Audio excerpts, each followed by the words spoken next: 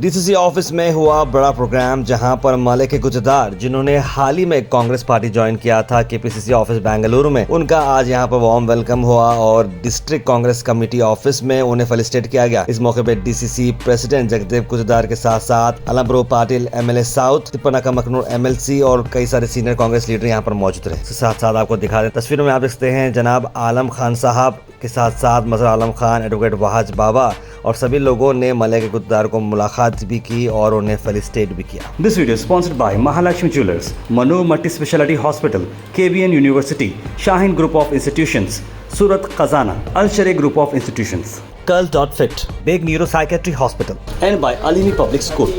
ಕಾಂಗ್ರೆಸ್ ಪಕ್ಷದ ಜಿಲ್ಲಾ ಅಧ್ಯಕ್ಷರು ಆತ್ಮೀಯರಂತ ಜಗದೇವ್ ಗುತ್ತೇದಾರ್ ಅವರೇ, ಹಿರಿಯರು, ಅಫಜಲ್ಪುರ ಮತಕ್ಷೇತ್ರದ ಜನಪ್ರಿಯ ಶಾಸಕರಾದ ಸನ್ಮಾನ್ಯ ಶ್ರೀ ಎಂ.ವೈ. ಪಾಟೀಲ್ ಜಿ ಅವರೇ, ಇನ್ನೊಬ್ಬರು ನನ್ನ ಆತ್ಮೀಯರು ವಿಧಾನ ಪರಿಷತ್ ಸದಸ್ಯರಂತ ತಿಪ್ಪಣ್ಣಪ್ಪ ಕಮಕ್ನೂರ್ ಅವರೇ, ಆತ್ಮೀಯರಂತ ಸುಭಾಷ್ ರಾಠೋಡ್ ಅವರೇ, ಡೇವಿಡ್ ಶೆಮೆನ್ ಅವರೇ, ಸಮಯದ ಅಭಾವ ಕಾರಣ ವೇದಿಕೆ ಮೇಲೆ ಉಪಸ್ಥಿತಿರುವ ಎಲ್ಲ ಆಹ್ವಾನಿತ ಗಣ್ಯ ವ್ಯಕ್ತಿಗಳೇ, ಬ್ಲಾಕ್ ಅಧ್ಯಕ್ಷರೇ, ಈ ಪಕ್ಷದ ಎಲ್ಲ ಪದಾಧಿಕಾರಿಗಳೇ ಮತ್ತು ಸುದ್ದಿ ಮಾಧ್ಯಮದ ಮಿತ್ರರೇ ಮತ್ತು ಇವತ್ತಿನ ಕಾರ್ಯಕ್ರಮದಲ್ಲಿ ಭಾಗಿಯಾಗಿರತಕ್ಕಂಥ ನಮ್ಮ ಅಭಿಮಾನಿಗಳೇ, ಅದೇ ರೀತಿ ನಮ್ಮ ಎಂ.ವೈ. ಪಾಟೀಲ್ ಅಭಿಮಾನಿಗಳೇ ಮತ್ತು ಪಕ್ಷದ ಎಲ್ಲ ಹಿತೈಷಿಗಳೇ, ಇವತ್ತು ಭಾಳ ಸಂತೋಷವಾಗ್ತಾ ಇದೆ. ಮತ್ತೆ ನಾನು ನನ್ನ ಮನೆಗೆ ವಾಪಸ್ ಬಂದಿದ್ದೆ 2018ರಲ್ಲಿ ಕಾರಣಾಂತರದಿಂದ ಪಕ್ಷಕ್ಕೆ ರಾಜೀನಾಮೆ, ಎಮ್.ಎಲ್.ಎ. ಸ್ಥಾನಕ್ಕೆ ರಾಜೀನಾಮೆ ಕೊಟ್ಟು ಭಾರತೀಯ ಜನತಾ ಪಾರ್ಟಿ ಸೇರಿದೆ.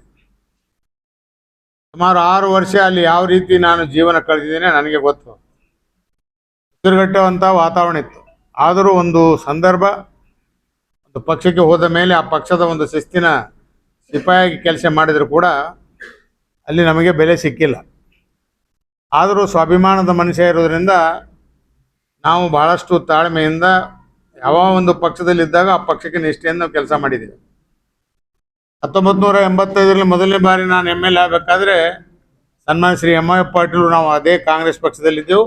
ಅವ್ರದ್ದು ಆಶೀರ್ವಾದದಿಂದ ನಮ್ಮಪ್ಪ ಪ್ರಥಮ ಬಾರಿಗೆ 85ರಲ್ಲಿ ಎಮ್.ಎಲ್.ಎ. ಆಗಿದ್ದೀನಿ. ಮುಂದೆ 89ರಲ್ಲಿ ಅವರು ನಾವು ನೇರ ಸ್ಪರ್ಧೆ ಮಾಡ್ತಕ್ಕಂಥ ಒಂದು ವಾತಾವರಣ ಬಂತು.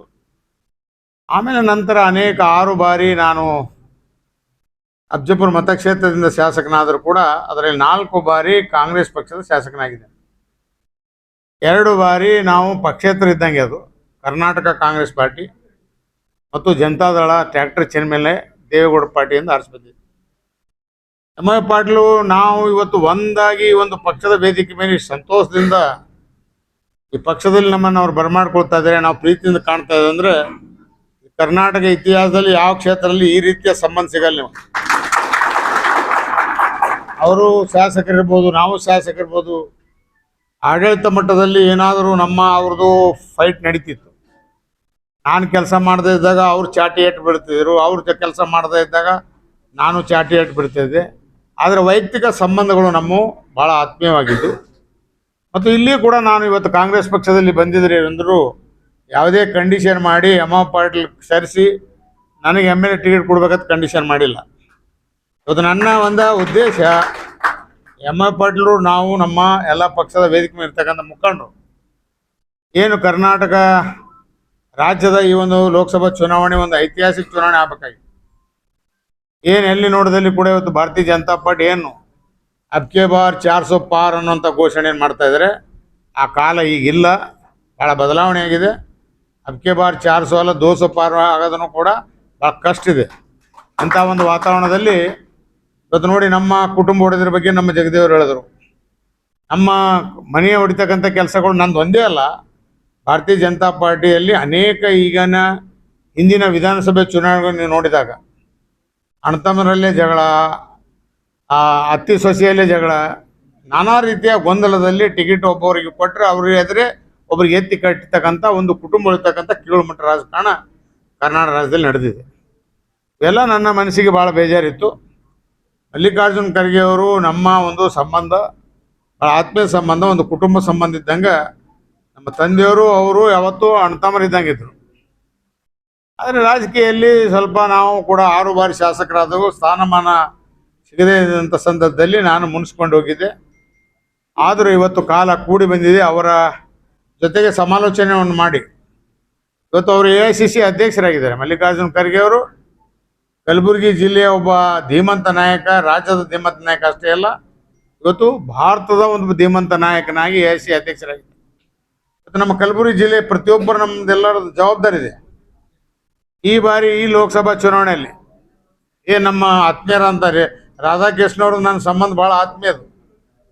ನಾನು ಮೊದಲು MLA ಆದಾಗ 1985ನೇ MLA ಆದಾಗ ವಿಧಾನಸಭೆ ಅಸೆಂಬ್ಲಿ ಮುಗಿದ ಮೇಲೆ ರಾಧಾಕೃಷ್ಣ ಅವರು, ನಾವು ಮತ್ತು G. ಪರಮೇಶ್ವರು ಅವ್ರ ಕನಿಷ್ಕ ಗ್ಯಾಸ್ ಏಜೆನ್ಸಿಗೆ ಶಾಪ್ನಲ್ಲಿ ಕೂಡ್ತಾ ಇದ್ದೇವೆ. ನಮ್ಮ ಕಾಲ ಕಳೀತಾ ಇದ್ದೇವೆ. 85, 89 ನಾವೆಲ್ಲ ಕೂಡಿ ಒಡನಾಟ ಆಗಿ ಬಂದಿದ್ದೇವೆ. ಭಾಳ ಆತ್ಮೀಯ ನಮ್ಮ ರಾಧಾಕೃಷ್ಣರಿಂದ ಈ ಚುನಾವಣೆಯಲ್ಲಿ ಅವರಿಗೆ ಹೆಚ್ಚಿನ ಒಂದು ಭಾರಿ ಬಹುಮತದಿಂದ ಆರಿಸಿ ತರಬೇಕು ಅನ್ನೋಂಥ ಒಂದು ಪಣ ತೊಟ್ಟು ಕಾಂಗ್ರೆಸ್ ಪಕ್ಷದಲ್ಲಿ ಬಂದಿದೆ.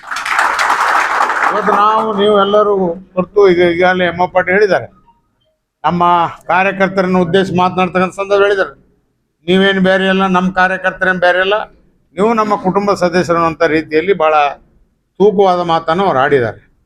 ಹೀಗಾಗಿ ಯಾರು ನಮ್ಮ ಕಾರ್ಯಕರ್ತರಲ್ಲಿ, ನಿಮ್ಮ ಕಾರ್ಯಕರ್ತರಲ್ಲಿ, ನಮ್ಮ ಕಾರ್ಯಕರ್ತರಲ್ಲಿ ಯಾರಲ್ಲಿ ಸಂಕೋಚ ಬೇಡ. ನಾವೆಲ್ಲ ಒಂದೇ ಕುಟುಂಬದ ಸದಸ್ಯರು ಅಂತ ರೀತಿಯಲ್ಲಿ ಈ ಪಕ್ಷದಲ್ಲಿ ನಾವೆಲ್ಲ ಸಕ್ರಿಯವಾಗಿ ಕೆಲಸ ಮಾಡೋಣ. AICC ಅಧ್ಯಕ್ಷರ ಕೈ ಬಲಿಪಡಿಸೋಣ. ರಾಜ್ಯದ ಮುಖ್ಯಮಂತ್ರಿ ಅಂತ ಶ್ರೀಮಾನ್ ಸಿದ್ದರಾಮಯ್ಯನವರು ಮತ್ತು ನಮ್ಮ KPC ಅಧ್ಯಕ್ಷರಂತ ಶ್ರೀಮಾನ್ DK ಶಿವಕುಮಾರ್ ಅವರ ಕೈ ಬಲಿ ಪಡಿಸೋದ್ರ ಮುಖಾಂತರ ನಮ್ಮ ಜಿಲ್ಲಾ ಉಸ್ತುವಾರಿ ಸಚಿವರು ಅಂತ ಶ್ರೀಮಾನ್ ಪ್ರಿಯಾಂಕ್ ಖರ್ಗೆ ಈ ಜಿಲ್ಲೆಯ ಒಂದು ಉಸ್ತುವಾರಿ ಸಚಿವರಾಗಿ ಈ ಚುನಾವಣೆ ಜವಾಬ್ದಾರಿ ವಹಿಸ್ಕೊಂಡಿದ್ದಾರೆ. ಇಂಥ ಒಂದು ಸಂದರ್ಭದಲ್ಲಿ ಇದೊಂದು ಪ್ರತಿಷ್ಠೆ ಚುನಾವಣೆ ನಮ್ಮ ಮಲ್ಲಿಕಾರ್ಜುನ ಖರ್ಗೆ ಅವರ ಸುಪುತ್ರ ಅಂತ ಪ್ರಿಯಾಂಕ್ ಖರ್ಗೆ ಅವ್ರ ಮೇಲೆ ಇರೋದ್ರಿಂದ ನಾವೆಲ್ಲರೂ ಭಾಳ ಒಂದು ದಿನವೂ ಕೂಡ ನಾವು ವೆಸ್ಟ್ ಮಾಡದೆ ಪ್ರತಿಯೊಂದು ಬೂತ್ ಮಟ್ಟದಲ್ಲಿ ಹೋಗಿ ನಮ್ಮ ಕಾರ್ಯಕರ್ತರನ್ನು ಕಾಂಗ್ರೆಸ್ ಪಕ್ಷದ ಪರವಾಗಿ ಕೆಲಸ ಮಾಡ್ತಕ್ಕಂಥ ಒಂದು ಕಡೆಗೆ ಸೆಳ್ಕೊಂಬರ್ತಕ್ಕಂಥ ಜವಾಬ್ದಾರಿ ನಮ್ಮ ಮೇಲಿದೆ. ಭಾರತೀಯ ಜನತಾ ಪಾರ್ಟಿದು ಏನೇನು ಲೋಪ ದೋಷಗಳಿವೆ, ಯಾವ್ಯಾವ ಕಾರಣದ ರಾಜ್ಯದಲ್ಲಿ ಯಾವ ರೀತಿ ಹಿಂದೆ ಆಡಳಿತ ಮಾಡಿದ್ದಾರೆ, ಯಾವ ರೀತಿ ಕರಪ್ಷನ್ಗಳಾದವು, ಮತ್ತು ಯಾವ ರೀತಿ ಕುಟುಂಬ ಒಂದು ಸೆಕ್ಯುಲರಿಸಮ್ ಪಾರ್ಟಿ ಇರ್ತಕ್ಕಂಥ ಕಾಂಗ್ರೆಸ್ ಪಕ್ಷ ಇವತ್ತು ಕಮ್ಯುನಲ್ ಪಾರ್ಟಿಯಾಗಿ ಇವತ್ತು ಭಾರತೀಯ ಜನತಾ ಪಾರ್ಟಿ ಏನು ಇವತ್ತು ಘಟನೆಗಳಾಗಿವೆ, ಅದರಿಂದ ಅಲ್ಲಿ ಇಲ್ಲಿ ಇವತ್ತು ಏನು ಅನಾಹುತಗಳಾಗ್ತಾ ಇದೆ, ಮನುಷ್ಯರ ಮನಸ್ಸಲ್ಲಿ ಪರಿವರ್ತನೆ ಆಗ್ತಕ್ಕಂಥ, ಗೊಂದಲ ಆಗ್ತಕ್ಕಂಥ ವಾತಾವರಣ ಸೃಷ್ಟಿ ಮಾಡ್ತಾ ಇದ್ದಾರೆ. ಇದನ್ನೆಲ್ಲ ನಾವು ತಿಳಿಸಿ ನಮ್ಮ ಭಾರತ ಒಂದು ಸರ್ವಧರ್ಮದ ರಾಷ್ಟ್ರ.